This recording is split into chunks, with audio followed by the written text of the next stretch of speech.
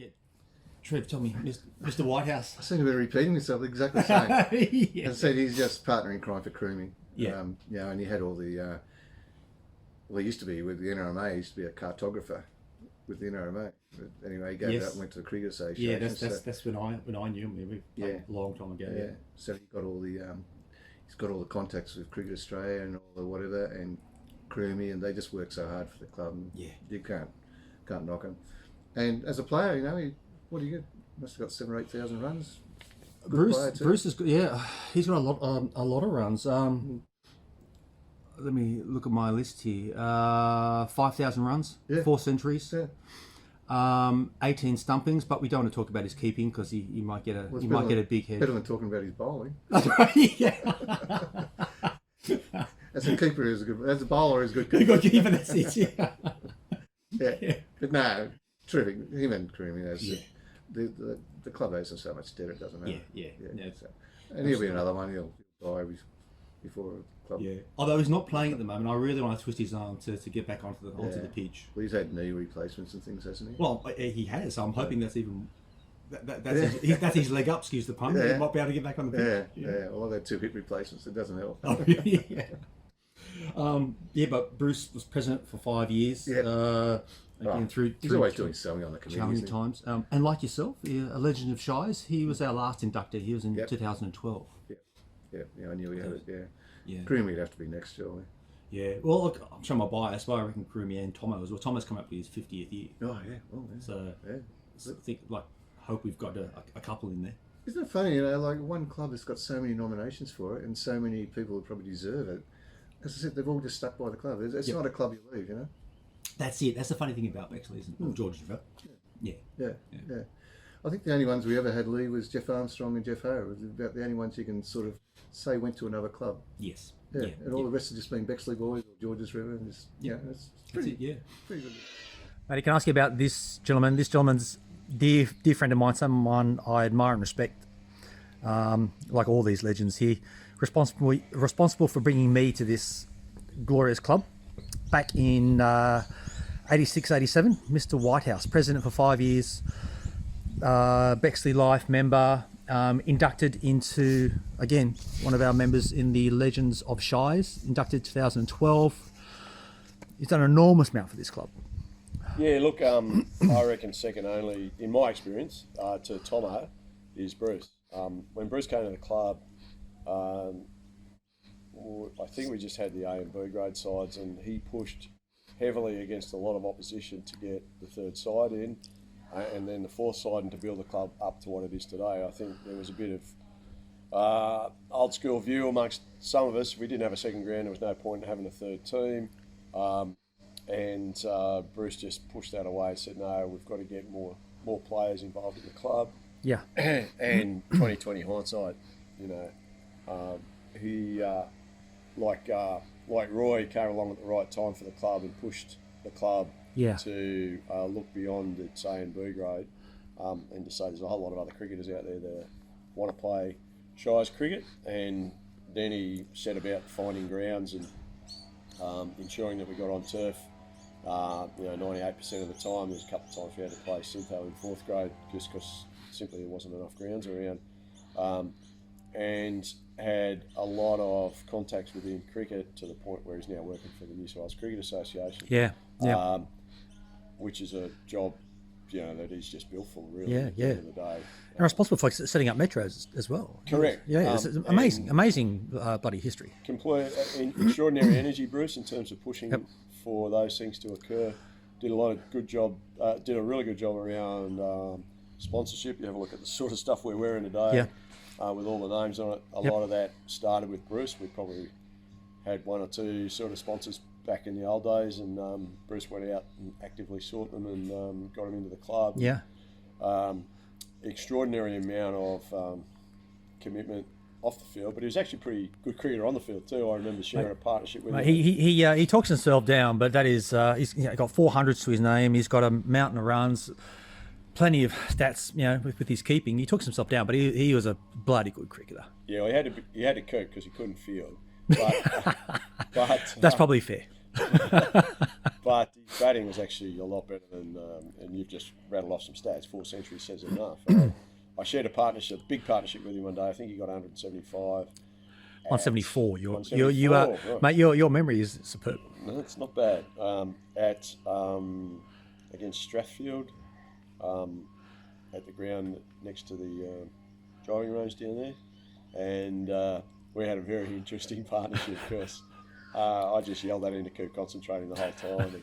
And, he got to his ton, and I said, "Mate, you've got to keep going here," and he did, and he just annihilated the bowling. He could hit quite hard over the top. There was a lot of fours scored because, let's face it, Bruce wasn't the quickest between wickets, but it was one of the best innings that you'd want to see. 174 is a pretty remarkable innings, and there are no slouches. Strathfield. But he made him look second rate that day. Yeah. It was a lot of fun. It's a memory I hold quite dear. Not quite sure how many I got, but I did have a lot of fun yelling at him. Yeah. One of my memories, if I can jump in, is his first ever century. Remember, we were playing Park for Grandviews, playing at Kingsgrove, and he hadn't got a century before. He was well into it. I don't know, maybe 80, close to 90 or something. Went to pull a ball, top edge, straight into his eyebrow. Eyebrow opened up like the heads, blood everywhere, right? And we're all saying, come off. And he came off and he was in a rage. He was furious, right? Because he wasn't going to get his 100. And we said, Bruce, come off, mate. Your eyebrows are freaking mess. He was, I'm not. Word. Coming. Word. Off. Goes into his car, finds a rag, finds the filthiest, dirtiest rag. I reckon he would have done about 20 oil changes with that rag. He's pressing against his eyebrow with this filthy rag for about 5 minutes. The game's held up. He goes, I'm word, getting back on. Still his eyebrows a mess, mate. And he batted on. The determination of that man to get his first 100, mate, it was superb. Just about sum up Bruce. He's a bit of an unmade bed, and I wouldn't like to be anywhere in a petri dish looking at the germs coming off. That's Bruce all over. He was a pretty determined guy. He was.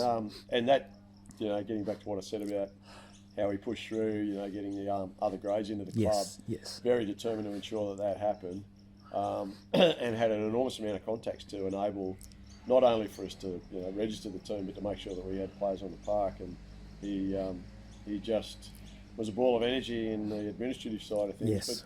But a good cricketer on the park too. Absolutely. Yeah. So you guys came from Grandviews, didn't you? We did. Yeah. What? Tell me about him. He's been, in my mind, alongside like you and Pete Pease in the pod. For me, it's Kevin, Bruce. Yeah. Without them, our club probably wouldn't even exist. Yeah. When we went through the tough times, probably the club, ever since I joined, the club did it.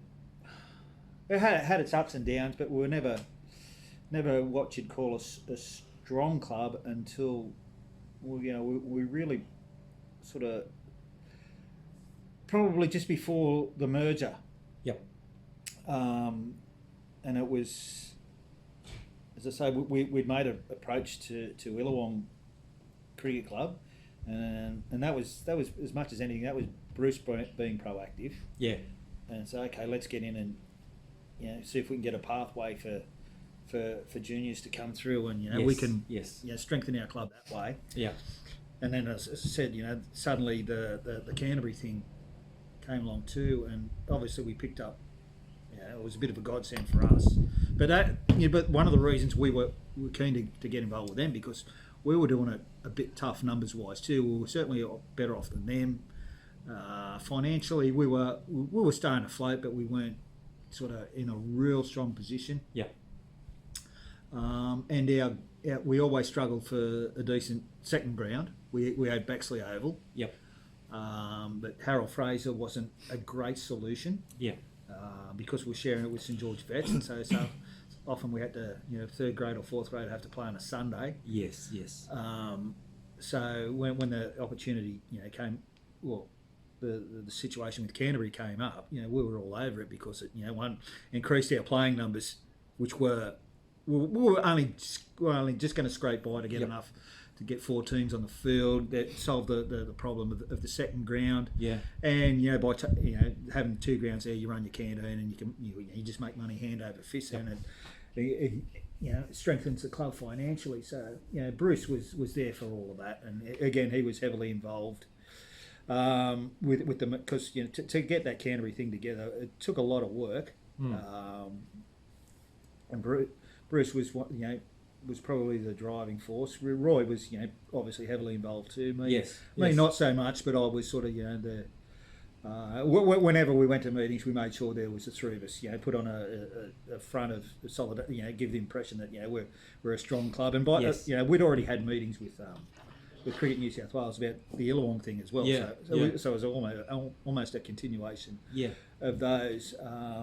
And Chris Levings was he was the Canterbury guy, and he was basically on his own. As I say, without him and Croom, that's when the club's fortunes start to turn around a bit, because we suddenly had some numbers, but it still needed the right sort of person to drive it, and it needed the right sort of person to merge the two entities properly into one, which I think pretty much these days it has. There was a bit of resistance there at first, particularly from Levo, and he still liked to sort of have his Bexley and Canterbury division there for a while.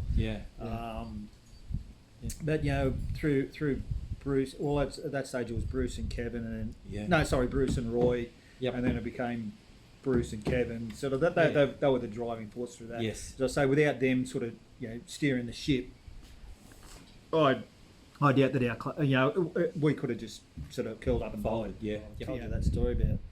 Oh, mate, you mind repeating that one? Oh, up at Westmead when, as I say, Bruce was captain, I was vice captain. Day one of the game, we're standing around doing some just some warm up drills, just some short, sharp catches. I think Bevan Taylor might have been the one with the bat that was hitting catches to us. When Bruce goes out to do the toss with the Wentworthville captain, they're walking out on the field. Bevan's hitting the ball, so Bruce was he was blindsided, didn't see it coming. Beavers, as can happen, someone's thrown the ball back reasonably hard, and he's gone like that, and it's come right off the middle of the bat, and it's flown off too quick for anyone to get their hands to, and it's got Bruce flush on the side of the jaw, and he's gone down like a bag of shit, and he's holding to, and as soon as we could, from the moment we got to him, the swelling was up like this. You knew something was not good. So, and I guess if there's never a good place for it to happen, but the fact that we were in the grounds of a hospital. So one of the guys took him up there, and I took over for the day, and as I say, we fielded first. We bowled them out sometime between tee and stumps, and sort of made a bit of a start on chasing their score down. It was always going to be it was a very gettable score, but it was going to take a while to do it. It wasn't sort of something we could chase down quickly. It was a bit of a dead wicket, big ground there. Their bowling wasn't too bad, so we lost a couple of early wickets and sort of scrambled. At the end of the first day, I was one of the not out batters, even though I'd fractured my thumb. Right. And then come the next week, I think we'd lost 1-2 wickets, and Bruce put a helmet on, came out to bat. And he and I... He did a Bob Willis and came out with a break and draw. Yeah, we did it in singles, but we got there. Yeah, that's amazing. I remember that distinctly. That's one of the great memories of Bruce on the field. He always had the nickname of Mr. Bubbles, because he always seemed to be able to find a kid from somewhere to... He's king of the kids. That's a very, very old reference to something rather unsavoury. Whenever we'd need a player at short notice, Bruce seemed to be able to find a kid from somewhere.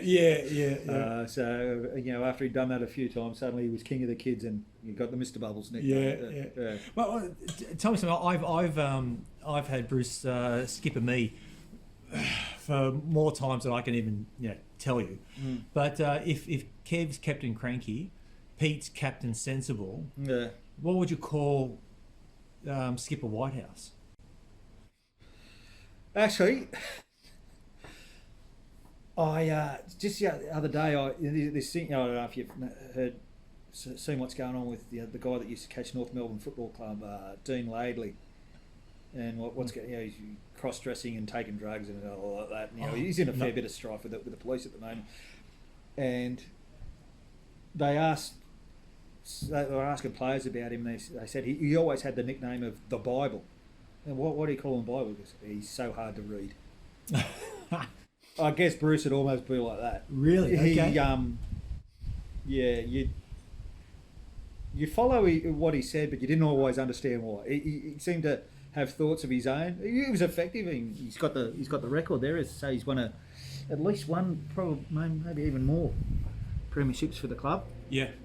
As a captain, and again we go back to Mr. Bubbles. He always seems to have a young team, and they'll because he's older, they don't question him. They just do what he says. Yeah.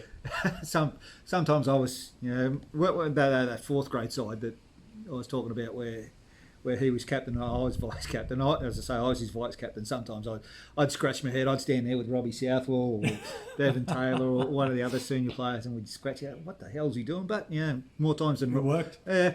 He knew what he was doing, but no one else could. So it was hard to read. But and he was always captain with a smile on his face, unlike Kev. Yeah. Mr. Bruce Whitehouse. What can you tell me about him? Bruce, I've known since the early 80s, I believe, and a joy to be with,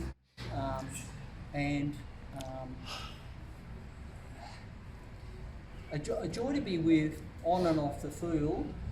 I used to play mainly second grade with Bruce, and funny enough, I'd been dropped from first grade down to second grade because another fella came along who was a better bat than I. I'd like to think that we were probably equal as far as being a keeper, but the guy was a better bat than I. And that gentleman was?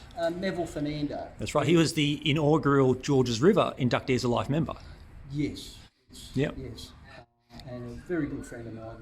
Lovely man. Yeah. Lovely man. So I found myself back in second grade after about 15 years. Yeah. But that didn't deter me. I thought to myself, I know all the guys down there and I'll enjoy this. And Bruce was the captain, I believe, at that stage. And so I turned up to play there, and as it was, Bruce was a keeper himself, keeper batsman, and so we sort of shared the load. And I found myself that I was keeping up until about the tea break, and then I'd come on and bowl. Yeah. And so I didn't sort of lose my glove straight away, as it was. Yes. But Bruce, I could probably say that Bruce really helped me get back into first grade, because he seemed to give me the ball a fair bit, because he took over the gloves obviously when I was bowling. Yeah. And not that I'd ever done any bowling in first grade. However, prior to Bexley, I'd played a season with St George Grade Club, and I was an off spinner there. Yeah. And so I'd always bowled a bit of practice, which you had to do anyway. So Bruce gave me the ball and gave me every opportunity to get wickets. And I found myself, thanks to Bruce, back up in first grade. Yeah, okay. So I was able to continue on as a bowler back Yep. up in first grade for a few more seasons. Yeah. And which you have ever since that time. And I've kept going. Yeah. And I can probably say that Bruce saved my knees, because giving away the keeping pads and not crouching down every ball, my knees started to come good. And I found that the shoulders withstood the time. Yeah. Whereas I don't think the knees would have. But Bruce So thanks to Bruce, you've been the wily fox that we've come to know. Perhaps so. But Bruce, I did a lot of work with off the field. Yep. Always been a credit to this club. Yeah. So tell me about, because Bruce was involved obviously through those times with the merger, and numbers were down and so on, but Bruce was an integral part of that. The first time I heard about the merger between Bexley and Canterbury was I'd done a trip out back, and it was getting towards the start of the season, and I thought, well, I want to be back by the time practice starts. And I made a call, if I remember rightly, it was from Port Augusta in South Australia. Right. And I rang up Bruce and I said, what's happening? When does practice start? Because I'd stepped down as the president. Yes. And so he said, I've got a lot of news for you.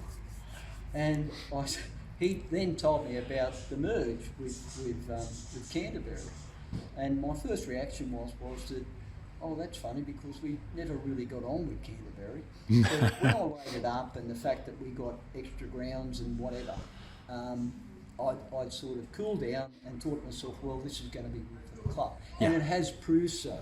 Yes. And I would say that Bruce probably has been responsible for the re-emergence of Bexley as a real power to be in Shires cricket. Yeah. Mainly because of the fact that he was the person that was involved in the changeover, and it's all gone good from there. Yeah. Personally, I've known Bruce for a long time on and off the field. I always found him to be very helpful, a gentleman, funny. But I had much pleasure in him asking me for a reference one time when he went for a job at the New South Wales Cricket Association. Yes. And I gave him a reference, and I thought it was a pretty good reference. And it turned out that it was good because they rang me up to ask a few more questions, but I was happy to. I wanted Bruce to get the job. Yeah. And he got the job. Yeah. And I was thrilled for him.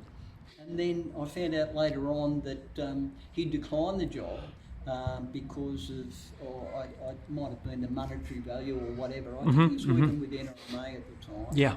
And he told me that he'd been offered the job, but he didn't take up the offer. Yeah. However, as it turns out, a few years later, he ended up back there anyway. Yes, so I sort of think to myself, well, perhaps I gave him an in at the beginning anyway. But continues to do a lot for the club. I'm just sorry that I can't play any veteran cricket with him because of he's got some crook knees. Hopefully, we'll be able to get that going. I hope so. Well, he's got his new knees now, so hopefully we'll get him back. That's right. Yeah. Can I change tack and ask you about another legend? You just touched on him before, Mr. Whitehouse. Yeah, started in 86, 87, finished in 2013, 14. President for 5 years through the 90s. Life member, vice president, Legends of Shires in 2012. He's done it all as well. Yeah, no, well, Bruce and I, we were really close because when Tomo stood down, there's probably a little bit of a vacuum because Renfrey being through, Tomo being through, Kevin wasn't on the committee at that time. So Bruce and I decided we'd step in and we tossed for president and secretary. I'm not sure I won or lost and got president or not, but basically the two of us didn't really matter what the roles were. We just sort of helped get the club sorted. So he and I were working on the committee when we went through the whole merger with Canterbury. We changed our name from Bexley to Georges River.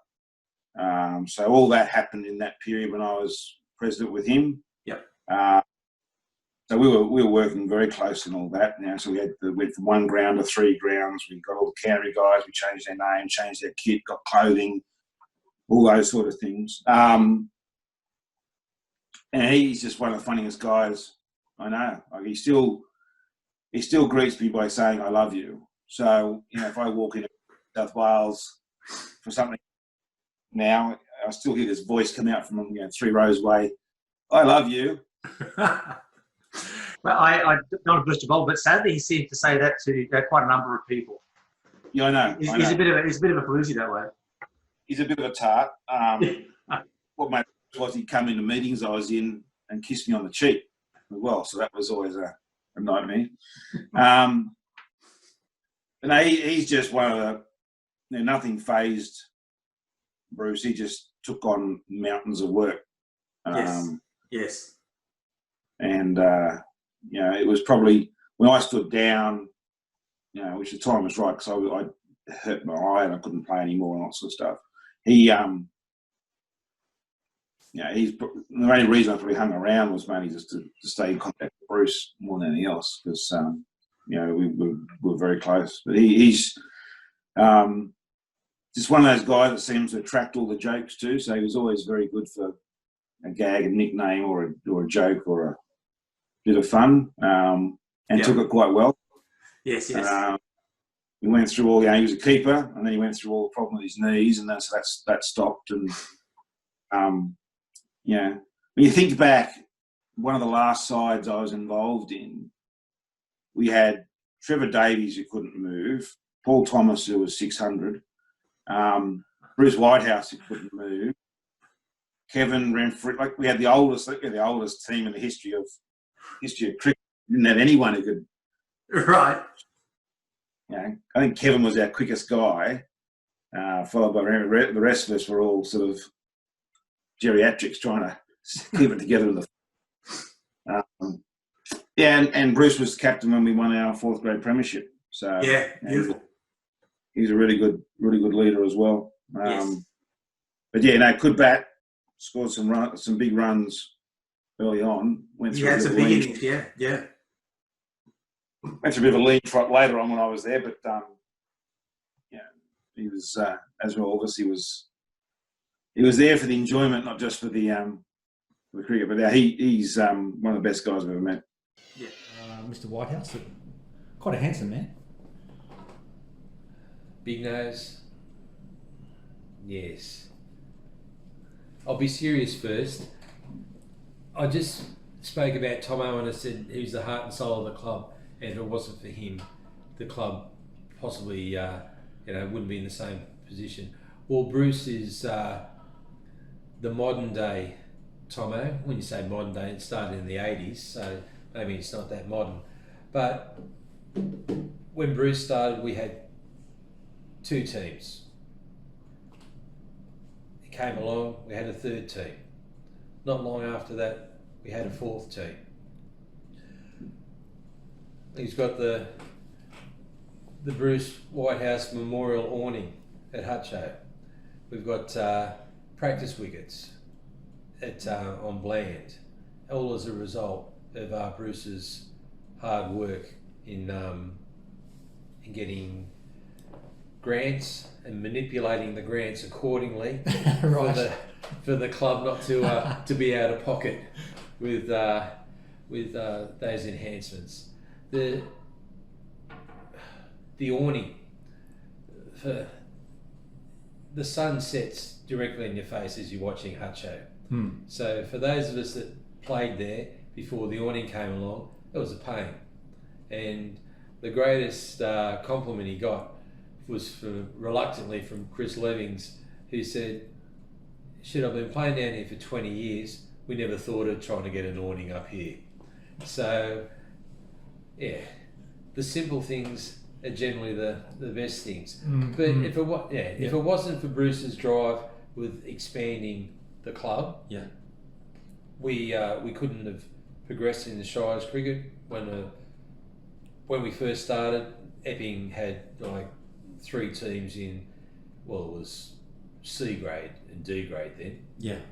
And then they changed it to numbers. So they made up the numbers, and we weren't the only club like that, but we progressively got the 3rd and the 4th and the 5th and all the veterans. And then the 5th, that's right.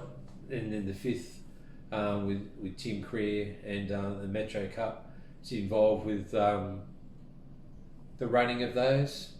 So those fees that we've paid for entering teams and that's allowed him to travel around the world on holidays. So him and Karen thank us very much for that, the cricket community of Sydney. But playing with Bruce,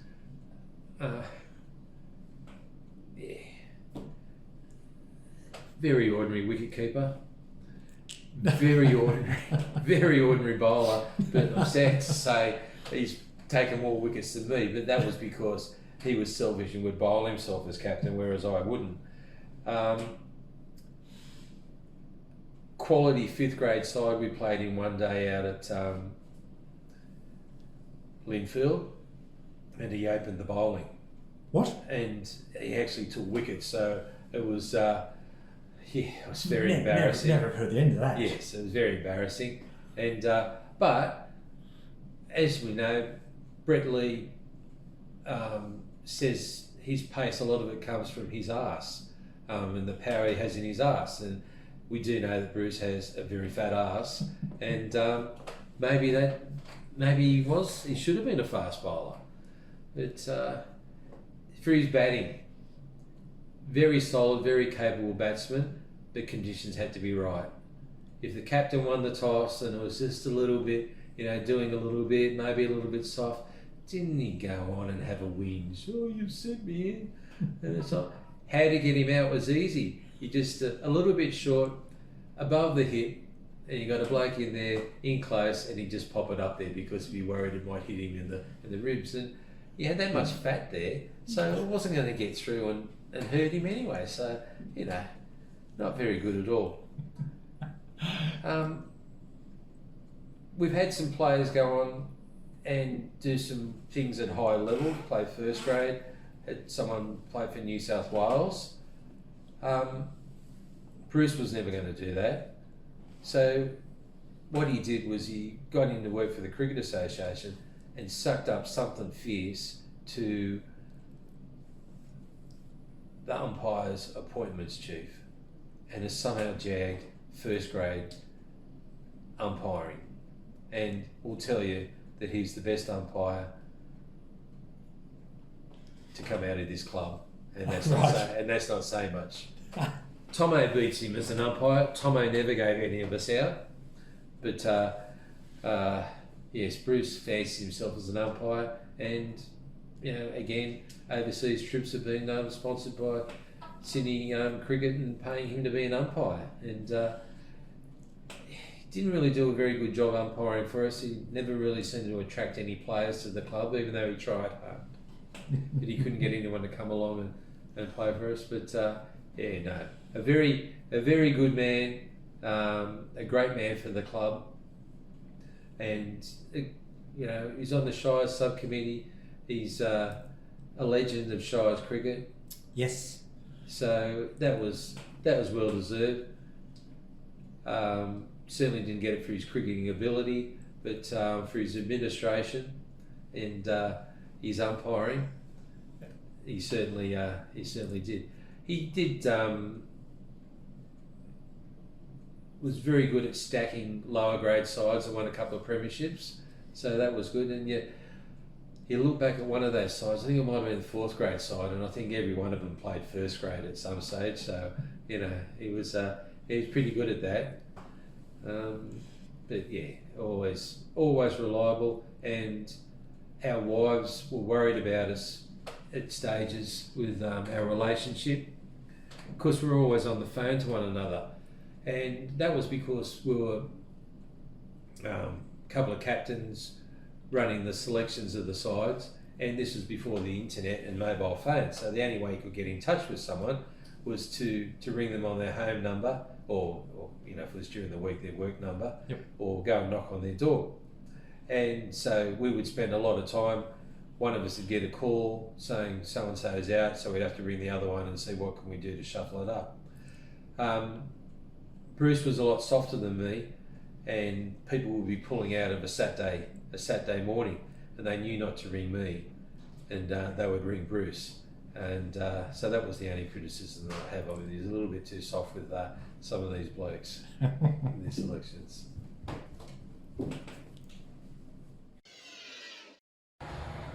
All right, mate. So this one's about yourself. I'm not talking about. So, mate, no, you got to tell me some of your memories, because you've achieved it all, mate. You're one of 4 Bexley boys, one of 5 if you include the whole club, because there was one of our esteemed colleagues from Canterbury. It was a Legend of Shires as well. Considine. Yeah, Bob Considine. Yeah, but one of 4 Bexley boys. Mate, that is a huge honour. You're inducted in 2012. You're president through the 90s for 5 years. Again, through some hard times. 86 you started. 2013-14 was your last season. Bexley Life member, Bexley vice president. Your honour sheet goes forever. What are some of your memories? What are your memorable moments across your playing career here? A couple. My daughter, who's now 33. Get out. Yeah, she's just turned 33 last week. Yep. So my first year with the club, started the year off in C grade as it was. Got lucky, got a few runs, got put up to B grade. and B grade made the finals. So we're the first side to make the finals in 1958. I Yep. think that was it. And so she'd had an appointment the day before. This relates to you as well. It does. I know what's coming. And the doctor said, no, it was really a few weeks now. And then tap on the shoulder at midnight. Oh, I've lost my water. Okay. So packed Karen into the car at midnight to go to Bankstown Hospital, and I put my cricket gear in. And she said, what are you doing? I said, well, it doesn't start till 10. So, as you know, you got a call that Saturday morning. And you weren't thrilled. I remember the phone call. You weren't thrilled. No, you weren't thrilled. The thing I remember about that, because we lost the toss and got sent on a wet wicket. Mate, yes, I remember. You've got sent in, and Roy Amos has got a scar here because of me, because he got hit in the mouth. Mate, I remember I opened that day. Yeah. Yeah. I think I top scored, if I don't mind me saying so. I don't remember. I remember showing the second me having a running race with Mark Schwartz. I mean, that brings a lot of memories to me. Frank Gray Shield Premiership brings a lot of memories to me, a lot of fond memories. The things we've achieved off field, to see our facilities improve, and they'll continue to improve. That brings a lot of pleasure to me, and to see guys getting the benefit of them after I've gone. Winning the competition in the mid-90s, I can't remember, it was 95, 96, 96, 97, in 4th grade, when we stacked the side. The personal memory of that is I got a wicket.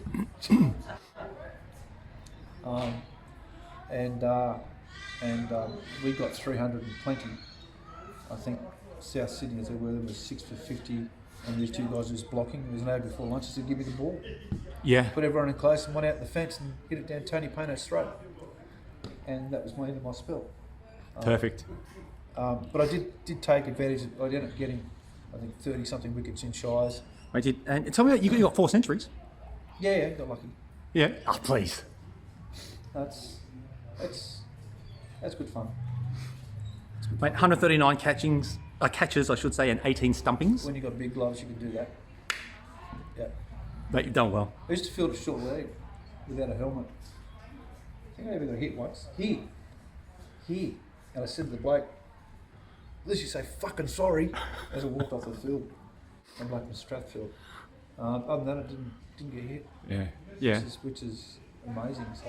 Back in the day, yeah. But yeah, it's keeping in lower grades, and then as soon as someone younger and more nimble than me come along, you can have the gloves. I'm not doing it too tight at the end of the day. So. But it just gives me pleasure to be around the joint. And to see what I still follow it keenly every weekend to see how they go. Like text people how we go. So I'm still very keen to see. Mate, you're an inspiration. My only complaint, the only blot on your sheet in my mind is that you still haven't had a game for us in classics. That's my only complaint. I've got 2 medal knees, Jeremy. Mate, you should be bionic. You'll be running finally a fine league. I can run, but I've got 2 medal knees.